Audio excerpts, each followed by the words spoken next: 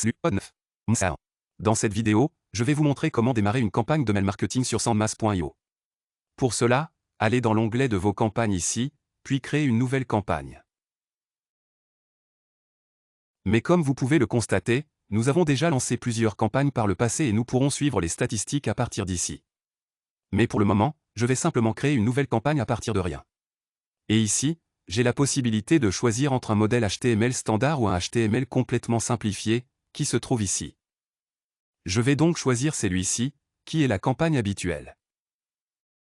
Ensuite, je dois choisir la liste à partir d'ici. Assurez-vous donc de créer votre liste de personnes que vous souhaitez cibler.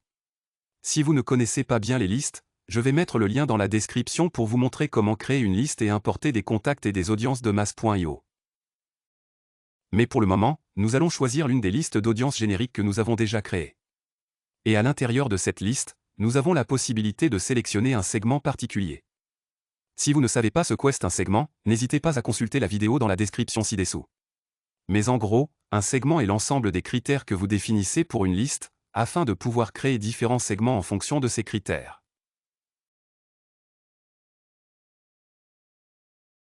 Par exemple, dans la même liste, si vous voulez avoir un segment pour les femmes et un autre pour les hommes, vous pouvez également le choisir ici. Je ne vais pas entrer dans les détails du segment, mais si vous voulez en savoir plus, n'hésitez pas à consulter la vidéo dans la description ci-dessous.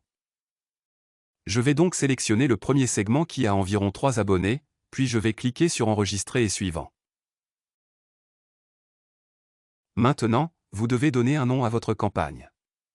Je vais l'appeler campagne de mail de test. Et ici, vous pouvez saisir la ligne d'objet ou si vous voulez personnaliser la ligne d'objet, vous pouvez utiliser les balises de macro ici. Mais pour l'instant, je vais simplement le laisser comme header.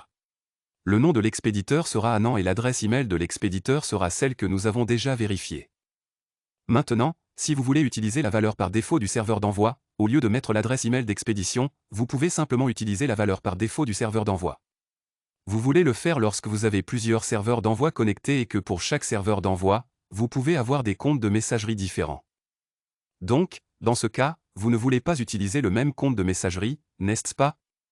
Vous pouvez simplement choisir la valeur par défaut des serveurs d'envoi, car vous pouvez avoir différents serveurs d'envoi connectés, qui vont envoyer ces emails. Je vais donc choisir d'utiliser la valeur par défaut des serveurs d'envoi et l'adresse de réponse sera Anand à l'adresse sandmass.io où je souhaite recevoir tous les emails entrants. Maintenant, je veux suivre les courriels. Donc, j'ai activé le suivi des ouvertures et des clics. J'ai ajouté la signature de Kim pour une meilleure délivrabilité et j'ai également ajouté un domaine de suivi personnalisé pour améliorer la livraison de mes emails. Si vous voulez apprendre comment ajouter un domaine de suivi personnalisé, assurez-vous de consulter la description ci-dessous. Maintenant, cliquez sur Sauvegarder et suivant. Et c'est ici que vous pouvez soit télécharger un modèle, comme nous l'avons déjà vu dans l'une de nos vidéos précédentes. Vous pouvez suivre la playlist. Assurez-vous de consulter la description. Mais pour l'instant, nous allons créer un nouveau modèle à partir de rien. Ici, nous avons déjà créé l'un de nos modèles, donc nous pouvons choisir le modèle que nous avons créé en accédant à notre section Mes modèles ici. Donc, si je vais dans ma section de modèles, c'est le modèle que nous avons créé nous-mêmes. Et si je clique sur Email Builder Pro, j'aurai un générateur de mail en drag and drop pour concevoir mon email.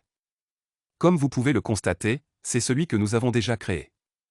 Maintenant, je veux personnaliser mon email en ajoutant le prénom en tant que tag pour pouvoir le trouver ici. Salut. Et je veux utiliser la balise du prénom. Je vais donc coller la balise ici. Et si je veux ajouter d'autres balises telles que l'âge, le genre, l'industrie ou le pays, je peux également le faire. Mais pour le moment, je vais simplement laisser cela ici et cliquer sur Enregistrer et fermer. Si vous souhaitez personnaliser le modèle en utilisant le générateur glisser-déposer, assurez-vous de regarder l'une de mes vidéos où j'explique en détail comment personnaliser n'importe quel modèle. Mais là, nous avons sélectionné le modèle et maintenant nous allons cliquer sur Suivant. Maintenant, si vous voulez planifier la campagne pour une date très précise, vous pouvez le faire en choisissant la date et l'heure. Mais nous voulons envoyer les emails tout de suite.